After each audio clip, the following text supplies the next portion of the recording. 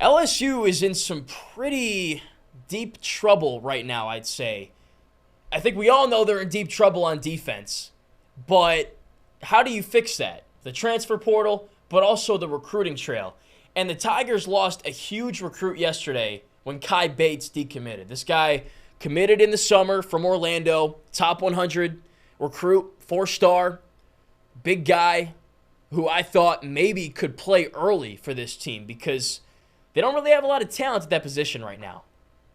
Obviously, it's one of the weakest points in the team, and they brought in a lot of transfers last year, so it feels like if there's an elite corner that comes in as a freshman, which we've seen many times before at LSU, it once was DBU after all, that they could seize that position and play early.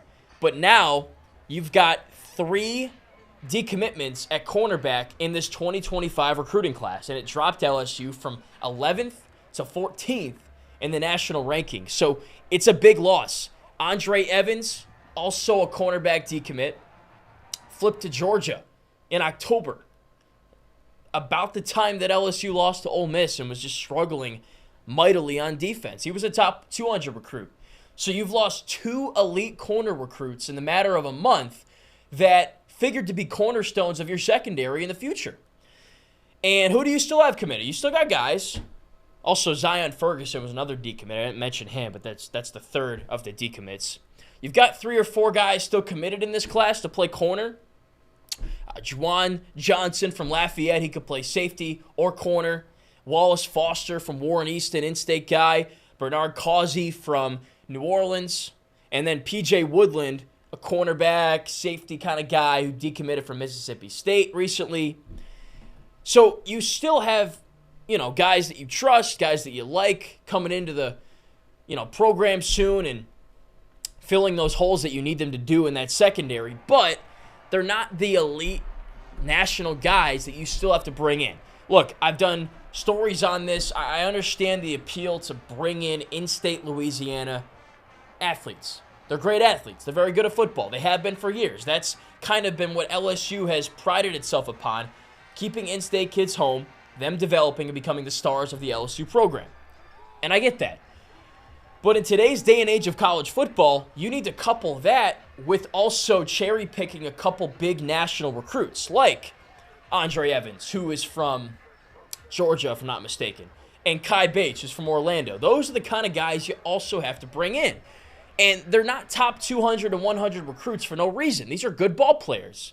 And you're now losing them to other programs, the same programs that are beating you in games that you need to win if you're LSU to be a national championship contender. Ole Miss, Alabama, Texas, Georgia. I'm just throwing teams out there. Those are the teams that are recruiting at the highest level right now that are beating you head-to-head in games that you need to win. Think this year. LSU's got to beat Florida State. The Seminoles have recruited very well. They win that game. I know that's not a direct, just because you recruit well doesn't mean you're going to win. Looking at you, Texas A&M.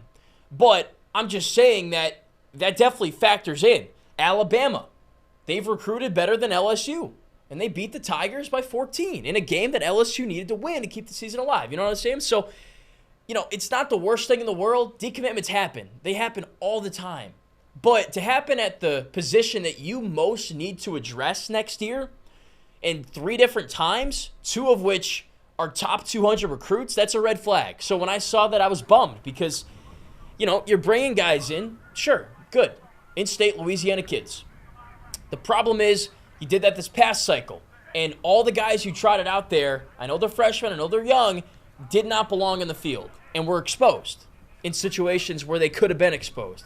So if you're looking for an instant answer at the cornerback spot, I'm not sure you're getting it from the recruiting class this year anymore. Maybe it's Cai Bates, maybe it was Andre Evans, but they're both gone.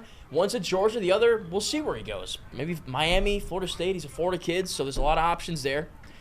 And I guess you're going to have to, I don't know how many years of eligibility Zy Alexander has left. You'll have to further develop him. Deuce Chestnut, not even on the team right now. I don't even know what's going on with him. And Denver Harris, the same deal.